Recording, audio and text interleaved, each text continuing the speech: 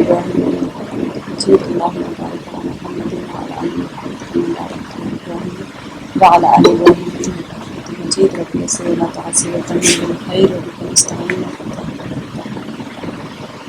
دیکھیں ہم پیچھے سے کر کے آ رہے تھے کہ کافروں کا اور مشرکین کا ہم پیچھے سے کر رہے تھے مؤمنین کا اور مشرکین کا کہ میں آپ کو آیت نمبر 40 سے لے لیتی 4-5 آیت جن لوگوں نے اپنے پاس قرآن پہنچ جانے کے باوجود اس سے کفر کیا وہ بھی ہم سے پوشیدہ نہیں.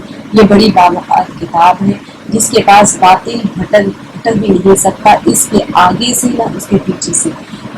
یہ ہے نازل کردہ حکمتوں والے خوبیوں والے اللہ کی طرف سے. قرآن پاک کی حقانیت بیان کی گئی. میں نے بتایا تھا کہ سورہ حامیم سجدہ حوامیم جو ہم کر رہے ہیں سجدہ کیوں کہا گیا کیونکہ آیت سجدہ آئی تھی اس کے اندر اور حامیم جو صورتیں ہیں یہ تسلسل چل رہا ہے کیونکہ حامیم کے ساتھ میں شروع ہو رہی ہے آیت. تو اب یہاں پر قرآن پاک کی حقانیت ثابت ہو رہی تھی پیچھے کے ساتھ آیت سے کہ آپ سے وہی کہا جاتا ہے جو آپ سے پہلے کے رسولوں سے بھی کہا گیا ہے. یقیناً آپ کا رب معافی والا ہے اور دردناک عذاب والا ہے. ہم پیچھے پڑھتے آئے تھے کہ وہ سبحانہ وتعالیٰ کس طرح رحمت والے بھی ہیں اور عذاب والے بھی, کس طرح سے بندوں کو عذاب دیتے ہیں, کس طرح سے پکڑتے ہیں اور معاف کرتے ہیں تو کس کو معاف کرتے ہیں اور اگر پکڑ ہو جاتی ہے تو کس کی پکڑ ہو جاتی ہے. تو اور اگر ہم اسے عجمی زبان اچھا قرآن پاک کا جسے ہم نے دیکھ لیا تھا آیت نمبر 44 میں تھا کہ قرآن پاک وہ لوگ کا ایک مطالبہ ہوتا تھا کہ اگر یہ تو عجمی زبان میں ہے اور اگر عربی میں ہے تو اس میں کیا کمال ہے, آپ تو عربی دان ہیں, آپ کو تو عربی آتی, اگر کوئی عجمی زبان میں ہوتی تو ہم مان لیتے کہ یہ ایک معجزے کی طرح مان لیتے. تو اللہ تعالیٰ اس کے جواب میں فرما رہے کہ اگر ہم اسے عجمی زبان کا قرآن بناتے تو کہتے کہ اس کی آیتیں صاف صاف بیان کیوں نہیں کی گئی ہیں. یہ کیا کہ عجمی کتاب اور آپ عربی رسول صلی اللہ علیہ وسلم, تو آپ کہہ دیجئے کہ یہ تو ایمان والوں کے لیے ہدایت اور شفا ہے اور جو ایمان نہیں لاتے ان کے کانوں میں تو بہرا پن اور بوجھ ہے. جو ہم نے کر لیا تھا کہ ان کے کانوں میں ایک وقرن ہے یعنی کہ ایک بوجھ ہے, ایک بہرا پن ہے جس کی وجہ سے وہ سن نہیں پاتے. سے مراد یہ ہے کہ حق بات نہیں سن پاتے, ٹھیک ہے, اور یہ ان پر اندھاپن ہے. یہ وہ لوگ ہیں جو کسی بہت دور دراز جگہ سے پکارے جا رہے ہیں. یعنی کہ آپ دیکھیں بہت ہی اگر کہہ لیں کہ اولئک ینادون من مکان بعید سے مراد ہے کہ بہت دور سے کوئی چیز کو پکار رہے ہیں تو سنائی نہیں دیتا. ہاں کوئی آواز تو آپ کو آتی ہے لیکن کیا بول رہے نہیں سنائی دیتا. تو اللہ سبحانہ وتعالیٰ ایسے ہی فرما رہے ہیں کہ سامنے ہے حق نازل ہو رہی ہے قرآن پاک لیکن ان کو سمجھ میں نہیں آنے کی وجہ یہ کہ گویا کہ یہ بہت دور دراز سے کسی جگہ سے کوئی پکارے جا رہے ہوں, اس طرح سے ان کے احوال. حالانکہ قرآن پاک کا نزول ہو رہا ہے, وحی کا دور ہے. یقیناً ہم نے موسیٰ علیہ السلام کو کتاب دی تھی سو اس میں بھی اختلاف کیا گیا اور اگر وہ بات نہ ہوتی جو آپ کے رب کی طرف سے پہلے ہی مقرر ہو چکی ہے تو ان کے درمیان یعنی پہلے ہی ان کو مہلت دینا مقرر نہ ہو چکا تو ان کے درمیان کبھی کا فیصلہ ہو چکا ہوتا یعنی ان کے اوپر عذاب آ چکا ہوتا. تو یہ لوگ تو اس کے بارے میں سخت بے چین کرنے والے شک میں ہیں. تو اب یہ قرآن پاک کے معاملے میں ان کو شک ہی شک ہے. کس بات کا شک ہے ان کو کہ ان کا جو انکار ہے اور جو ان کی عقل اور بصیرت کی وجہ سے یہ نہیں ہے کہ آپ کو عقل نہیں ہے بصیرت, بلکہ محض شک کی وجہ سے جو ان کو بے چین کر کے رکھتا ہے. ہر بات میں ان کو لگتا ہے کہ من جانب اللہ نہیں ہے. تو یہ لوگ تو اس کے بارے میں سخت بے چین کرنے والے شک میں ہیں. جو شخص نیک کام کرے گا وہ اپنے نفع کے لیے اور جو برا کام کرے گا اس کا وبال بھی اسی پر ہے اور آپ کا رب بندوں پر ظلم کرنے والا نہیں ہے. اس لیے کہ وہ عذاب صرف اسی کو دیتا ہے جو گناہ گار ہوتا ہے, نہ کہ اس کو کہ جس کو اللہ تعالیٰ چاہے اس کو عذاب نہیں دیتا. یوں ہی عذاب میں انسان کو تو اللہ تعالیٰ مبتلا نہیں کرتے. جو بندہ گناہ کرے گا اللہ سبحانہ تعالیٰ کی طرف سے اسی کے لیے عذاب ہے. اور عذاب کے لیے بھی ایسے نہیں کہ آج کہہ دیا تو عذاب آ گیا, بلکہ اللہ سبحانہ تعالیٰ مہلت دیے ہوتے ہیں. آگے آج دیکھیے 25واں پارہ ہم شروع کرتے ہیں. سورہ حامیم سجدہ کی ہی ریمیننگ آیات ہے اس کے اندر. 54 پہ ہمارا ختم ہو جائے گا سورہ انشاءاللہ. وَإِلَيْهِ يُرَدُّ عِلْمُ السَّاعَةِ, قیامت کا علم اللہ ہی کی طرف لوٹایا جاتا ہے. دیکھیے اللہ کے سوا اس کا قیامت کب واقع ہوگی اس کا علم کسی کو بھی نہیں ہے. اسی لیے جب حضرت جبرائیل علیہ السلام نبی پاک صلی اللہ علیہ وسلم کے پاس تشریف لائے تھے تو انہیں قیامت کے بارے میں پوچھا تھا کہ قیامت کب واقع ہوگی.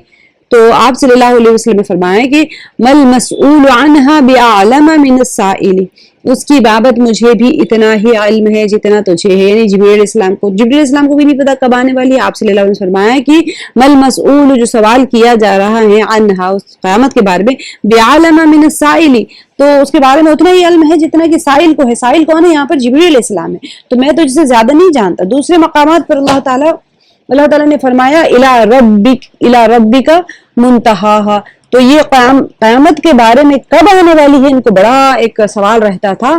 لا یجلیہا لوقتہا الا ہوا، سورہ اعراف کی آیت کریں گے آپ لوگ، سورہ نازعات کی وغیرہ کی، تو ان لوگوں کو ہمیشہ قیامت کے بارے میں پوچھتے رہتے تھے، تو اللہ تعالیٰ نے فرمایا تھا الیہ یرد علم الساعہ وما تخرج من ثمرات من اکمامہا وما تحمل من انثی ولا تدع الا بعلمہ، اور جو پھل اپنے شگوفوں میں سے نکلتے ہیں اور جو مادہ حمل سے ہوتی ہیں اور جو بچے وہ جنتی ہیں، سب کا علم اسے ہی ہے۔ دیکھیے یہ بہت امپورٹنٹ بات ہے، یہاں پر لوگ کہتے ہیں ہم مشینریز دیکھ کے پتہ کر لیتے ہیں کہ حمل کیا چیز کا حمل، ایک بات آیات میں آئے کہ حمل کے بارے میں اللہ تعالیٰ جانتے ہیں، تو بتائیے چونٹی کے پیٹ میں کیا ہے، کون جا کے مشین میں دیکھ رہا ہے؟ گھوڑے کے پیٹ میں کیا ہے، ہاتھی کے پیٹ میں کیا ہے، اونٹ کے پیٹ میں کیا ہے؟ بیکٹیریا جو آپ کے جسم میں ہوتے ہیں وہ بھی تو بڑھ رہے ہوتے ہیں نا، ان کو کس اسکین مشین میں جا کے دیکھیں گے؟ اللہ تعالیٰ نے یہاں پر بتا دیا ہے کہ وما تخرج من ثمرات من اکمامہا، تو اللہ سبحانہ و تعالیٰ فرما رہے ہیں کہ اللہ کے علم کامل اور محیط کا بیان ہے، اور اس کی اس صفت علم میں کوئی اس کا شریک نہیں ہے، یعنی اس طرح کا علم کامل کسی کو حاصل نہیں، یہاں تک کہ انبیاء علیہ السلام کو بھی نہیں ہے۔ اب کون سا علم، کیسا ہے یہ علم، کہ کیا کیا جانتے ہیں اللہ تعالیٰ؟ یہاں پہ جو بتا رہے ہیں کہ جو پھل اپنے شگوفوں میں سے نکلتے ہیں، دنیا میں، کائنات میں، جہاں جہاں درخت ہے، ہر پھل، چاہے بیر ہو، چاہے انگور ہو، چاہے سیب ہو، چاہے تربوز ہو، چاہے کچھ بھی ہو، جب وہ اپنی شگوفوں سے نکلتے ہیں وہ اللہ تعالیٰ جانتے ہیں، جو مادہ حمل سے ہوتی ہیں، وما تحمل من انثی ولا تدع الا بعلمہ، وہ مادہ سے ہوتی، اور جو بچے وہ جنتی ہیں، سب کا علم اللہ تعالیٰ کو ہے۔ اور جس دن اللہ تعالیٰ ان مشرکوں کو وَيَوْمَ يُنَادِيهِمْ أَيْنَ شُرَكَائِي قَالُوا آذَنَّاكَ مَا مِنَّا مِن شَهِيدٍ۔ اب یہاں پر میدان محشر کے بارے میں اللہ تعالیٰ دنیا کا اندر ساری چیزوں کا علم ان کو ہے، اب اللہ سبحانہ تعالیٰ ظاہر کر رہے ہیں، تم کس چیز کے پیچھے بھاگ رہے ہو؟ شیاطین کے پیچھے شریک کر رہے ہو اللہ تعالیٰ کا، پتھر کو، بتوں کو، تو یہ سوال کریں گے اللہ تعالیٰ یوم ینادیہم، یہ میں نے آپ کو بتایا تھا پکارنے والا دن کسے کہا جاتا ہے اور کیوں کہا جاتا ہے، کیونکہ قیامت میں انسان کے نام اعمال بھی اس کو پکار کے دیے جائیں گے۔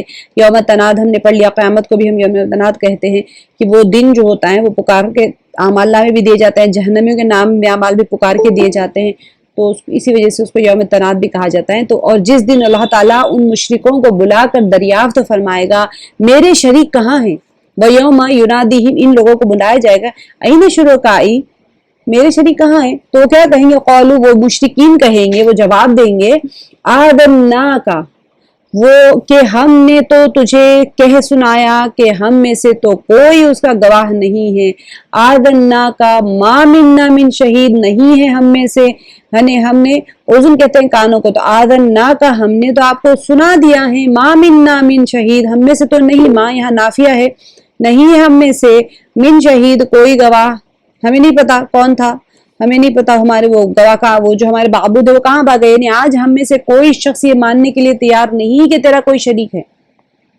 ہم نے پیچھے پڑھ لیا تھا، ایک تو وہ انکار کر دیں گے، ایک تو پہلے تو بددعائیں دیں گے کہ تمہاری وجہ سے ہم جہنم میں، پھر وہ انکار کر دیں گے کہ ہم نے ان کی پوجا کی ہی نہیں تھی کبھی۔ دنیا میں ایسے ہی کرتا نا انسان بچنے کے لیے، بھئی میں نے تو نہیں کیا تھا، ختم، انکار کر دیا۔ وَضَلَّ عَنْهُمْ مَا كَانُوا يَدْعُونَ مِنْ قَبْلُ وَظَنُّوا مَا لَهُمْ مِنْ مَحِيصٍ۔ وَضَلَّ عَنْهُمْ، اور یہ جن کی پرستش اس سے پہلے کرتے تھے، کیا ہو جائے گا، وہ لوگ ضل جائیں گے، عَنْهُمْ مَا كَانُوا يَدْعُونَ، بلاتے تھے، مِنْ قَبْلُ، اس سے پہلے، وَظَنُّوا، اور کیا کرتے تھے، اور انہوں نے سمجھ لیا تھا، یعنی گمان، یقین کر لیا تھا کہ مَا لَهُمْ مِنْ مَحِيصٍ، کہ اب ان کے لیے کوئی بچاؤ نہیں ہے۔ اب کیا ہوگا کہ قیامت جب محشر کا وہ وقت آ جائے گا تو وَضَلَّ عَنْهُمْ مَا كَانُوا يَدْعُونَ مِنْ قَبْلُ، اس سے پہلے وہ لوگ جو پوچھتے تھے وہ ادھر ادھر ہو گئے اور حسب گمان انہوں نے کسی کو کوئی فائدہ نہیں پہنچا. اللہ تعالیٰ فرما رہے ہیں دنیا میں دیکھو تم جس کی پرستش کر رہے ہو، میرے ساتھ جس کو شریک کر رہے ہو، وہ قیامت میں نظر بھی نہیں آئیں گے تمہیں. تم سمجھ رہے ہو کہ وہ سفارش کریں گے. یہ مشرکین مکہ کو مخاطب کر کے آیتیں کہی جا رہی ہیں، لیکن ایمانیات کی آیات ہے ہر اس انسان کے لیے، ہر اس سچویشن کے لیے، ہر اس شے کے لیے ہے جو اللہ کے ساتھ شریک کر کے اس کی عبادت کرتے ہیں، اس کی پرستش کرتے ہیں، اس سے مدد طلب کرتے ہیں. تو قیامت میں کیوں مدد طلب کرنے کی وجہ کیا ہے؟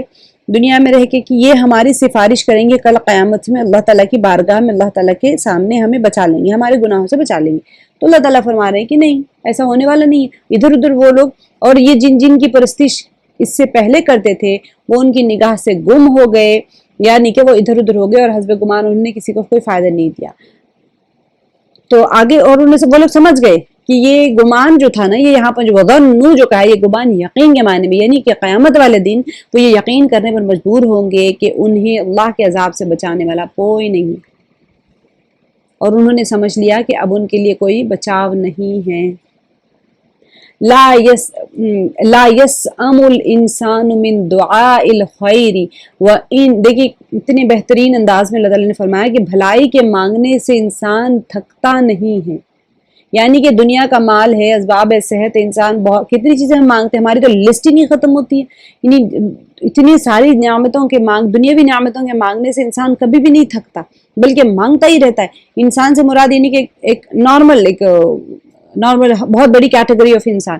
وَإِن مَسَّهُ الشَّرُّ فَيَئُوسٌ قَنُوطٌ، اور اگر اسے کوئی تکلیف پہنچ جائے تو مایوس اور نا امید ہو جاتا ہے.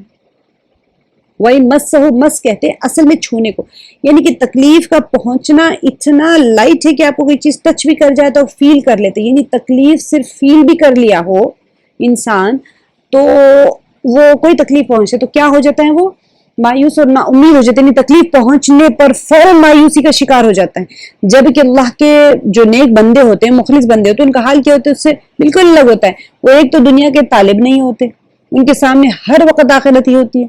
آپ پریشانی آ جائے تو اللہ تعالیٰ کے نیک بندے جو ہوتے ہیں تکلیف پہنچنے پر بھی وہ اللہ کی رحمت اور اس کی فضل سے مایوس نہیں ہوتے. یہ مایوس ہونے کے بارے میں ان لوگوں کے لیے کہا جا رہا ہے جو مایوس ہو جاتے ہیں، یعنی کہ مشرکین بہت زیادہ پکارتے رہتے، مانگتے رہتے، تھکتے نہیں ہیں، لیکن ذرا سی پریشانی آ جائے تو مایوس ہو جاتے. آزمائشوں کو بھی نیکوکار جو بندے ہوتے ہیں وہ کیا کرتے ہیں، آزمائشوں کو کیا سمجھتے ہیں، کفارے سیئات. آپ نے گناہ کیا، آپ کے کفارے میں آپ کے اوپر آزمائش آ گئی، وہ خوش ہو جاتے ہیں چلو آزمائش آ گئی، میرے گناہ صاف ہو گئے، اور اپنے درجے کے بلندی کا سبب سمجھتے ہیں. گویا کہ مایوسی ان کے قریب بھی نہیں پھٹکتی. دو طریقے ہوتے ہیں، یا تو آپ یہ سمجھیں کہ ہمارے گناہ دھل رہے ہیں، یا پھر ہمارے درجے بلند ہو رہے ہیں. نیکوکار بندے اور جو گنہگار بندے ہوتے ہیں، کفار ہوتے ہیں، مشرکین یا پھر گنہگار مومنین ہیں، وہ بہت مانگتے ہیں اللہ تعالیٰ سے، جیسی پریشانی آ گئی تو وہ مایوس ہو جاتے ہیں، نا امید ہو جاتے ہیں. وَلَئِنْ أَذَقْنَاهُمْ رَحْمَةً مِنَّا مِنْ بَعْدِ ضَرَّاءَ مَسَّتْهُ لَيَقُولَنَّ هَٰذَا لِي. یہ ایک بڑی عجیب خصلت انسان کی اللہ تعالیٰ بتا رہے ہیں کہ اور جو مصیبت اسے پہنچ چکی ہے اس کے بعد، اب پیچھے کی آیت میں بتا دیا کہ اس کو جب مصیبت آتی ہے پہلے تو خوب مانگتا رہتا ہے، جب کوئی مصیبت آ جاتی ہے تو وہ بڑا نا امید ہو جاتا ہے، مایوس ہو جاتا ہے. اور پھر جب اللہ تعالیٰ وَلَئِنْ أَذَقْنَاهُ رَحْمَةً مِنَّا، جب جو مصیبت اسے پہنچ چکی ہے اس کے بعد اگر ہم اسے کسی رحمت کا مزہ چکھائیں تو کیا ہو جاتا ہے، مِن بَعْدِ ضَرَّاءَ، اس کی مصیبت کے بعد میں جو اس کو مست ہو، اس کو چھوئی ہوئی تھی یا اس کو پہنچی ہوئی تھی، تو وہ کیا کرتا ہے، لَيَقُولَنَّ هَٰذَا لِي، تو وہ کیا اٹھتا ہے، وہ کہہ اٹھتا ہے کہ اس کا تو میں حقدار ہی تھا. وَمَا أَظُنُّ السَّاعَةَ قَائِمَةً وَلَئِن رُجِعْتُ إِلَىٰ رَبِّي إِنَّ لِي عِندَهُ لَحُسْنًا. یہ ایک اور عجیب مصیبت اس کی دیکھ لیجئے. اور میں تو خیال نہیں کر سکتا کہ قیامت قائم ہوگی، اتنی امیدوں میں، اتنی اس میں رہ گیا. یعنی اللہ کے پاس یہ جو ایک انسان کی روش ہے نا کہ اس کا تو میں حقدار ہوں، جو اس نے کہہ دیا کہ بھئی مجھے پریشان مال ملتے ہی کہا کہ میں تو اس کے حقدار، میں تو بڑی نیک تھی، یعنی اللہ کے پاس میں محبوب ہوں، وہ مجھ سے خوش ہیں، اسی لیے مجھے وہ اپنی نعمتوں سے نواز رہا ہے. حالانکہ دنیا کی کمی پیشی کی محبت یا ناراضی کی علامت نہیں ہے، بلکہ صرف آزمائش کے لیے اللہ ایسا کرتا ہے تاکہ وہ دیکھے کہ نعمتوں میں اس کا شکر کون کر رہا ہے اور تکلیفوں میں کون صبر کر رہا ہے. یہ تو آزمائش ہے، ٹیسٹ ہے ہمارا. नियामत मिल जाने से कोई बंदा ये समझ ले कि बड़ा नेक, आजकल ये रहे या किसी भी जमाने में रहे, हर इंसान का यही रविश होती है कि नेमत मिल जाए तो कहते हैं कि हम तो बड़े नेक, अगर हम नेक ना होते तो हमें थोड़ी नेमतें मिलती थी। और जो परेशान ज़्यादा होता है उसको कहते भी पता नहीं कौन से गुनाह किए थे कि मुसीबत खत्म ही नहीं हो रही, इनके ऊपर से आजमाइशें जा ही नहीं रही। हालांकि आजमाइशों का आना और नियामतों का मिलना दोनों भी इंसान के सब्र और शुक्र का टेस्ट हो रहा होता है। अगर आजमाइशें आई तो नियामतें आई तो शुक्र करना है, आजमाइशें आई तो सब्र करना है। तो अल्लाह सुब्हानहू व तआला यहाँ पर यही चीज़ बता रहे हैं। अच्छा, उसके बाद में वो क्या कहने लगा कि मुझे वो तो ख्याल नहीं कर सकता कि क़यामत कायम होगी, और अगर मैं अपने रब के पास वापस किया गया तो भी यकीनन मेरे लिए इसके पास भी बेहतरी है। ठीक है, वाला इन रुजिअता इला रब्बी इन्ना, बेशक ली मेरे लिए आइंदहु उसके पास में लल हुस्ना, नेकी है, वहां पर भी भलाई है। ये कहने वाला मुनाफिक है, काफिर है। कोई मुमिन ऐसी बात नहीं कह सकता कि काफिर ही ये समझता है कि मेरी दुनिया खैर के साथ गुजर रही है तो आखिरत भी मेरे लिए ऐसी ही होगी। ये मुनाफिकीन का शेवा होता है। मुमिनीन के अंदर अगर निफाक का कोई मादा हो और उसके अंदर ये ख्याल आ रहा है तो फिर हमें अलर्ट हो जाना चाहिए कि अल्लाह ताला के नज़दीक ये कोई पसंदीदा चीज़ नहीं है कि वो बंदा कह दे कि अगर क़यामत आ जाएगी तो मेरे लिए अल्लाह के पास भी नेकी है। किसी को नहीं पता अल्लाह ताला के पास क्या हो, तो आजिज़ रहना चाहिए। फलनुनब्बिअन्नल्लज़ीन कफ़रू बिमा अमिलू वलनुज़ीक़न्नहुम मिन अज़ाबिन गलीज़, कि यकीनन हम उन कुफ़ार को उनके अमाल से खबरदार करेंगे। वलनुनब्बिअन्ना, नबा खबर को कहते हैं, वलनुनब, और जरूर हम खबरदार करेंगे अल्लज़ीन कफ, क्योंकि उर्दू में तर्जुमा नहीं आता, ये जो नून मुशद्दद आता है ना और लाम मफ्तूह पहले आता है, ये इससे ताकीद आ जाती है। वलनुनब्बिअन्ना, तो यहाँ पर ताकीद होती, हम जरूर उनको खबरदार करेंगे, यानी उनको खबर दे देंगे या खबरदार करेंगे। अल्लज़ीन कफरू, जिन्होंने कुफ्र किया, बिमा अमिलू, उस चीज का जो उन्होंने अमल किया। वलनुज़ीक़न्नहुम, और जरूर हम उन्हें मज़ा चखाएंगे, मिन अज़ाबिन गलीज़, के सख्त तरीन अजाब का उनको मज़ा चखा। आप तर्जुमे में देखिए आप, और उन्हें सख्त अजाब का मज़ा चखाएंगे, बस ऐसे लिखा हुआ है। लेकिन यहाँ पर वलनुज़ीक़न्नहुम से मुराद ये हो कि जरूर हम उनको चखाएंगे, मतलब कि ताकीद आ गई है कि ये ना समझो कि बच जाओगे, बड़ा जबरदस्त, हम जरूर, तुम्हें नहीं कोई शक की गुंजाइश ही नहीं वहां पर तुम्हें अजाब मिलने में। वइज़ा अनअमना अलल इंसानी अअरदा वनअ बिजानिबिही, अब देखिए, और जब हम इंसान पर अपना इनाम करते हैं, ठीक है, वइज़ा अनअमना अलल इंसानी, इंसान पर अपना इनाम करते हैं, अअरदा, तो क्या करता है, तो मुंह फेर लेता है। इंसान की खसलतें बताई जा रही, इंसान का नेचर बताया जा रहा है, और हर इंसान इसके ऊपर ही फिट हो जाता है। हम भी, हमारे अंदर भी कहीं ना कहीं निफाक का मादा है। हम सबको सुबह मेहनत करनी चाहिए कि अगर ये क्वालिटीज या डिसक्वालिटीज अगर आप हमारे अंदर पा रहे हैं तो फिर हम अपने आप को दुरुस्त करते रहना है, क्योंकि अल्लाह सुब्हानहू व तआला वो खसलतें बता रहे हैं जो नेक बंदे में होना चाहिए और जो गुनहगार में होते हैं या मुनाफिकीन या कुफार में होते हैं। तो हम अपने आप को कैटेगरिकली फिट कर ले कि हमारे अंदर अगर खसलतें पाई जा रही हैं तो हम उस कैटेगरी में जा रहे हैं, तो हमें अपने आप को एहतियात से बच के नेकुकारों की तरफ आना है। वइज़ा अनअमना अलल इंसानी अअरदा, अब तो क्या हो गया, इंसान, जब हम इंसान पर अपना इनाम करते हैं तो वो मुंह फेर लेता है और किनारा कश हो जाता है। वनअ बिजानिबिही वइज़ा मस्सहु शर्रु, और जब उसे मुसीबत पर नेकी मिल गई तो वो क्या करता है, थोड़ा सा मुंह फेर लेता है, किनारा कश हो जाता है, यानी कि हक से मुंह फेर लेता है और हक की इताअत से अपना पहलू बदल लेता है और तकब्बुर का इजहार करता है। हक से मुंह फेरना, नमाज पढ़ रहे मिसाल के तौर पर कोई बंदा, यहाँ तो गुनहगारों का है, लेकिन गुनहगार नेकुकार सबके लिए आ जाते हैं। जिस किसी के ऊपर परेशानी आ जाती है, वो पीछे की आयत ने बता दिया कि वो क्या करता है परेशानी आ जाए तो, और जब नेक उसको इनाम मिल जाता है तो वो क्या करता है, अब बहुत सारे पैसे मिल गए, सदका देने से पीछे हट गए, सदका देने के लिए दिल नहीं करता, उसको अपना घर बनाएंगे, प्रॉपर्टीज बनाएंगे, सोना बनाएंगे और ये नया फर्नीचर पूरा घर का चेंज कर देंगे, फ्रिज वॉशिंग मशीन सब चेंज कर देंगे और बहुत अच्छा हाई स्टैंडर्ड कर लेंगे, सदका नहीं देंगे। लेकिन तो क्या कर रहे हैं, यानी हक से मुंह फेर लेता है और हक की इताअत से अपना पहलू बदल लेता है। वनअ बिजानिबिही, तो अपना क्या करता है, वो किनारा कश हो जाता है। किस चीज से किनारा कश हो जाते हैं, हक की तरफ जाने से, अल्लाह ताला की इताअत करने से और तकब्बुर का इजहार करने लगता है।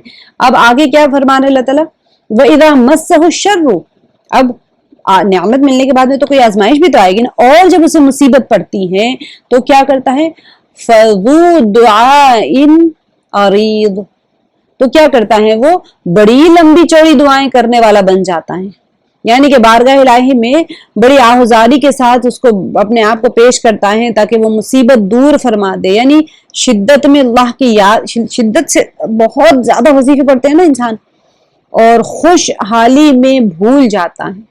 نزول نقمت کے وقت اللہ سے فریادیں کرتا ہے، پریشانی آ گئی تو بڑی فریادیں، آہوزاری، تہجد نہیں ختم ہوتی، جیسے ہی نعمت مل گئی سب سے پہلے کیا کرتے ہیں؟ سو جاتے ہیں فجر. رات بھر سے نیند نہیں ہو، ہاسپٹل میں تو بڑی تہجدیں ہوتی ہے، گھر آتے ہی سو جاتے ہیں، فجر بھی چلی جاتی ہے کیونکہ طبیعت ٹھیک ہو گئی، گھر آ گئے کہتے ہیں یار ہاسپٹل میں تو سو ہی نہیں پاتے تھے ہم، تو چلو آرام سے سو جائیں گے. فجر گئی، ظہر گئی، ریسٹ لے رہے ہیں. حصول نعمت کے وقت سے وہ یاد نہیں رہتا. اللہ تعالیٰ خود فرما رہے ہیں وَإِذَا أَنْعَمْنَا عَلَى الْإِنسَانِ أَعْرَضَ وَنَأَىٰ بِجَانِبِهِ وَإِذَا مَسَّهُ الشَّرُّ فَذُو دُعَاءٍ عَرِيضٍ، اور جب اسے مصیبت پڑتی ہے تو بڑی لمبی چوڑی دعائیں کرنے والا بن جاتا ہے. قل، آپ کہہ دیجئے، اَوَرَأَيْتُمْ إِنْ كَانَ مِنْ عِنْدِ اللَّهِ ثُمَّ كَفَرْتُم بِهِ مَنْ أَضَلُّ مِمَّنْ هُوَ فِي شِقَاقٍ بَعِيدٍ. اب کیا فرما رہے ہیں؟ آپ کہہ دیجئے کہ بھلا یہ تو بتاؤ کہ اگر یہ قرآن اللہ کی طرف سے آیا ہوا ہو پھر تم نے اسے نہ مانا، بس اس سے بڑھ کر بہکا ہوا کون ہوگا؟ ان کان من عند اللہ، کیا آیا؟ من عند اللہ، قرآن آیا. ثم کفرتم، پھر تم نے انکار کر دیا اس سے. بھی من اضل ممن هو فی شقاق بعید، تو اس سے بڑھ کر بہکا ہوا کون ہوگا؟ اللہ تعالیٰ ہماری حفاظت فرمائے جو مخالفت میں حق سے دور چلا جائے. شقاق بعید، دیکھیں شقاق کے معنی ہوتے ہیں کہ ضد، عناد یا پھر مخالفت. بعید کہتے ہیں بہت دور کو. تو دونوں کو اگر آپ مل کر اس میں مبالغہ ہو جاتا ہے، یعنی سپرلیٹو ڈگری بن جاتی ہے مبالغہ، یعنی کہ جو بہت زیادہ مخالفت اور عناد سے کام لیتا ہے، حتیٰ کہ اللہ کے نازل کردہ قرآن کی بھی تکذیب کر دیتا ہے. احکامات ہے، مؤمنین تکذیب کر رہے ہیں نا آج کل، تو انکار کر دیتے ہیں. انکار کرنے سے، قرآن کا انکار کرنے سے کیا مراد ہے؟ قرآن پاک میں جو احکامات بیان کیے گئے ہیں اگر ہم وہ نہ کریں تو گویا کہ ہم نے قرآن سے انکار کر دیا. اس سے بڑھ کر گمراہ اور بدبخت کون ہو سکتا ہے؟ اللہ سبحانہ و تعالیٰ وارننگ دے رہے ہیں یہاں پر. من اضل ممن هو فی شقاق بعید. آگے دیکھیے، سنزیہم آیاتنا فی الآفاق وفی انفسہم حتی یتبین لہم انہ الحق. اللہ سبحانہ و تعالیٰ قریب ہم انہیں اپنی نشانی آفاق عالم میں بھی دکھائیں گے اور خود ان کی اپنی ذات میں بھی، یہاں تک کہ حتی یتبین لہم انہ الحق، یہاں تک کہ ان پر کھل جائے کہ حق یہی ہے. اولم یکفی بربک انہ علی کل شیء شہید، کیا آپ کے رب کا ہر چیز سے واقف اور آگاہ ہونا کافی نہیں ہے؟ دیکھیے یہاں پر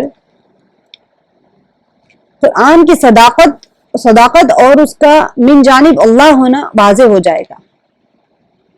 ٹھیک ہے، یہاں پر جو بتایا جا رہا ہے کہ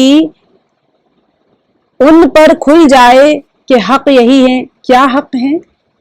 تو یہ انہو کے اندر جو ضمیر ہے نا وہ تین چیزوں کی طرف جائے گی، قرآن کی طرف بھی، دین اسلام کی طرف بھی، اور نبی صلی اللہ علیہ وسلم کی طرف بھی. ممکن ہے کہ تینوں کی طرف بھی جائیں، تب بھی ایک ہی بات ہے، تین جگہوں کی طرف بھی جا سکتے ہیں. یعنی انہو میں ضمیر کا جو مرجع ہے وہ قرآن ہے. پہلی اگر آپ قول لے لیں، بعض میں اس کا مرجع اسلام یا رسول کریم صلی اللہ علیہ وسلم کو مرجع یعنی لوٹتی ہیں ضمیر. دیکھیں تھوڑی ٹرمینالوجیز ہوتے ہیں، آپ کو تھوڑا سمجھ لیں گے نا تو آسانی ہوگی. انہو کہا گیا ہے نا، تو ہو کہ بے شک وہ حق ہے. وہ یعنی کون؟ یہاں تو کہیں نہیں لکھا ہوا ہے کہ وہ. آپ لوگوں نے پڑھا ہوا ہے جو گرامر پڑھے ہیں، جو نہیں پڑھے ہیں ان کو ہم کہتے ہیں پروناؤن جب یوز ہوتے ہیں جب ان پلیس آف ناؤن اسم کی جگہ پر ضمیر آتا ہے. اب یہاں تو کوئی اسم ہے ہی نہیں تو اس کی کس کی طرف لوٹ رہی ہیں ضمیر؟ انہ الحق، کیا چیز؟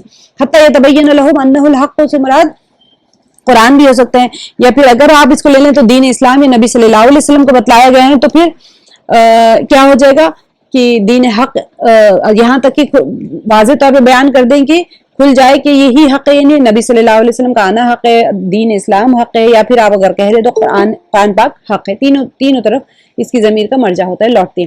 اولم یکفی بربک انہ علی کل شیء شہید، کیا آپ کے رب کا ہر چیز سے واقف اور آگاہ ہونا کافی نہیں ہے؟ تو یہاں پر یعنی استفہام اللہ تعالیٰ جب کہتے ہیں استفہام اقراری، یعنی کیا یہ کافی نہیں ہے؟ یہ پوچھنا جو ہوتا ہے اللہ تعالیٰ اپنے بندوں کے اقوال اور افعال کے دیکھنے کے لیے کافی ہے۔ آپ سے اللہ تعالیٰ ہم سے پوچھ نہیں رہے ہیں، اللہ تعالیٰ بیان کر رہے ہیں استفہامی انداز میں، جس کو ہم کہتے ہیں استفہام اقراری۔ اس میں یہ ہوتا ہے کہ بندہ مان لے کہ ہاں اللہ سبحانہ و تعالیٰ سوال کر کے ہمیں خود جواب دے رہے ہوتے ہیں کہ تاکید کے طور پہ کہ نہیں اللہ کا جان لینا کافی ہے، اور وہی اس بات کی گواہی دے رہا ہے کہ قرآن اللہ کا کلام ہے جو اس کے سچے رسول محمد مصطفیٰ صلی اللہ علیہ وسلم پر نازل ہوا ہے۔ تو جو آیت میں بتایا جا رہا ہے کہ اولم یکفی بربک انہ علی کل شیء قدیر، یہاں پر ہو کی جو ضمیر ہے یہ بھی قرآن کی طرف یا نبی صلی اللہ علیہ وسلم کی طرف یا دین اسلام کی طرف لوٹے گی۔ الا یقین جانو انہم فی مریۃ من لقاء ربہم، یہ لوگ اپنے رب کے روبرو جانے سے شک میں ہیں۔ اصل مسئلہ یہی ہے، بعث بعد الموت، مر کے اٹھائے جانے میں شک میں ہیں، اس لیے اس کی طرف غور و فکر نہیں کرتے، نہ اس کے لیے کوئی انسان عمل کرتا ہے اور نہ اس دن کا کوئی خوف ان کے دلوں میں ہے۔ اگر کوئی انسان قیامت مر کے اٹھائے جانے کا یقین رکھے تو پھر اس کی تیاری کرتا ہے۔ آپ کو پتہ ہے کہ مجھے فلاں دن ٹریول کرنا ہے عمرہ کے لیے، مثال کے طور پہ آپ سوچ رہے مجھے جمعے کے دن جانا ہے، ٹھیک ہے، تو آپ کیا کریں گے؟ ویسے ہی بیٹھے رہیں گے، جمعہ فلائٹ کا ٹائم ہونے تک بیٹھے رہیں گے اور کوئی تیاری نہیں کریں گے؟ تو گویا کہ ایک انسان کو جب یقین ہے کہ وہ مر کے اٹھائے جائے گا تو پھر وہ مرنے کی تیاری بھی کرے گا۔ مر کے اٹھائے جانے کے بعد کیا ہونے والا ہے اس کو اللہ تعالیٰ جب بتا رہے ہیں تو کیوں بتا رہے ہیں؟ صرف نیوز دینے کے لیے نہیں بتا رہے ہیں، کہ تیاری کرنے کے لیے بتا رہے ہیں۔ الا انہ بکل شیء محیط، یاد رکھو کہ اللہ تعالیٰ ہر چیز کا احاطہ کیے ہوئے ہیں، کہ یہاں پر بنا بری اس کے لیے قیامت کا وقوع قطعاً مشکل امر نہیں۔ اللہ تعالیٰ کے لیے کیا مشکل ہے قیامت کا آنا؟ سور میں پھونکنے کا حکم دے دیا جائے گا، قیامت واقع ہو جائے گی، انسان کی موت خود اس کی قیامت ہے۔ تو کوئی مشکل کام نہیں اللہ تعالیٰ کے لیے کہ تمام مخلوقات پر اس کا غلبہ اور تصرف ہے، وہ اس میں جس طرح چاہے تصرف کرتا ہے، کر سکتا ہے اور کرے گا۔ یہ بہت امپورٹنٹ آیت ہوتی ہے، یہ جو کہیں پر بھی آپ کو آ جائے گی نا انہ بکل شیء محیط، ان اللہ علی کل شیء قدیر، یہ بڑی پاورفل آیات ہے۔ صرف آپ اسی کو بار بار پڑھ کے اللہ سے دعا کریں تو بہت، ان اللہ علی کل شیء قدیر، اللہ تعالیٰ ہر چیز پہ قدرت رکھتے ہیں۔ یہاں پر اللہ انہ بکل شیء محیط، اللہ اگر آپ نائب پڑھیں انہ بکل شیء محیط کا ترجمہ ہو جائے گا کہ اللہ تعالیٰ ہر چیز کا احاطہ کیے ہوئے ہیں۔ اس کے ساتھ میں ہمارا جو ہے حامیم سجدہ کا ختم ہوتا ہے، یہ اتنی پاورفل آیت کے ساتھ میں ختم ہوتا ہے۔ اللہ انہم فی مریۃ من لقاء ربہم الا انہ بکل شیء محیط، کہ یہ لوگ اپنے رب کے روبرو جانے سے شک میں ہیں۔ یاد رکھو کہ اللہ تعالیٰ ہر چیز کا احاطہ کیے ہوئے ہیں، انسان دنیا میں کچھ بھی کر لے، یہاں سے مر کے اس کو جانا ہے، اللہ تعالیٰ کے قدرت کے احاطے میں ہے، کوئی سے باہر نہیں نکل سکتا، روئے زمین کو چھوڑ کے نہیں بھاگ سکتا اللہ کے حکم کے علاوہ، کوئی ان کو بچانے والا ہے، ان کا کوئی سفارش ہی نہیں ہے۔ تو جس طرح سے اللہ تعالیٰ نے مر کے اٹھائے جانے کے ساتھ میں سورہ شروع کیا تھا، اسی کے ساتھ میں یہاں پر بڑی ہی پاورفل آیت کے ساتھ میں اللہ تعالیٰ نے سورہ کو ختم فرمایا ہے۔ یہ تھا ہمارا سورہ حامیم سجدہ۔ اب انشاءاللہ ہم